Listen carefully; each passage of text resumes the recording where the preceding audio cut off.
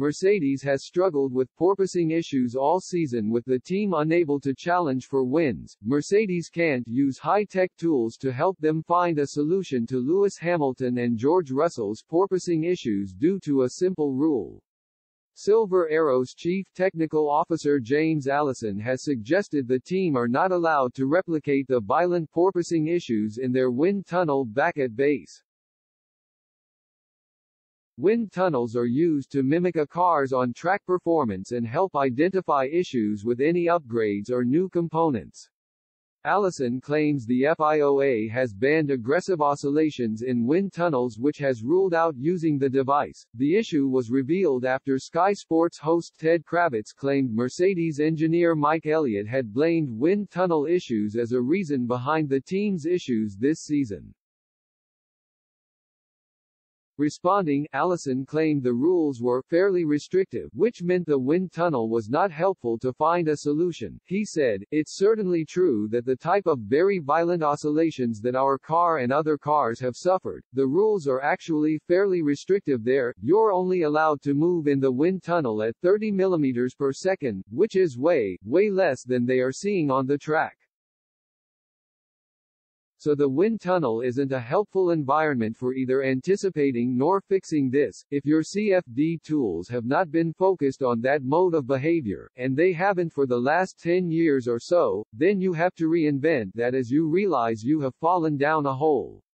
Mercedes have been unable to match the pace of the frontrunners this season, with a string of third-place finishes their best results.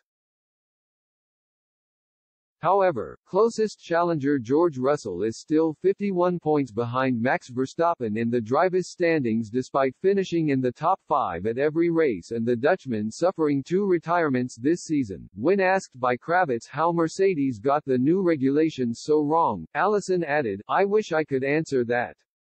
If we had the answer, we would clearly have already fixed it.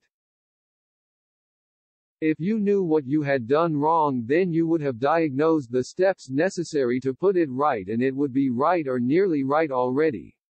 I think we clearly didn't see the porpoising problem coming. I think that's true to a greater or lesser extent up and down the pit lane. That's a problem we have already got on top of, but we are still left with a car that doesn't really have enough rear grip, is suffering from a little bit of an unpleasant ride characteristic,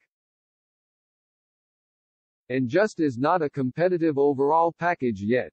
Why we arrived like that, I guess that will become clearer to us and everyone in the fullness of time."